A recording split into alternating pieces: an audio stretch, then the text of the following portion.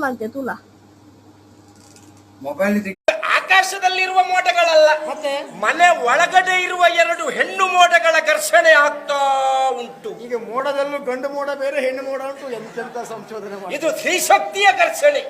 ಎಲ್ಲ 2000 ಅಂದ್ರೆ ಈ ಕೃಷ್ಣಯ್ಯ ನೀವು ಆಲೋಚನೆ ಮಾಡಿ ನೋಡಿ. ಆಲೋಚನೆ ಮಾಡಿ ಹೇಳುವುದಿಲ್ಲ. ಹೇಳ್ತೆ ನಾ ಎಲ್ಲಿ ತಪ್ಪು ಮಾತಾಡಿದ್ರು ಈ ಸ್ಥಳದಲ್ಲಿ ತಪ್ಪು ಮಾತಾಡುವುದಿಲ್ಲ. ಆದಷ್ಟು ಸರಿಯೇ ಮಾತಾಡ್ಲಿಕ್ಕೆ ಪ್ರಯತ್ನ ಪಡ್ತೀವಿ. ಯಾಕೆ ಗೊತ್ತುಂಟ? ಅಂದ್ರೆ 100 ಜುಟ್ಟನ್ನಾದ್ರೂ ಒಟ್ಟಾಕಬಹುದು, ಆದ್ರೆ 2 ಜಡೆಯನ್ನು ಒಟ್ಟಾಕುವುದಲ್ಲ.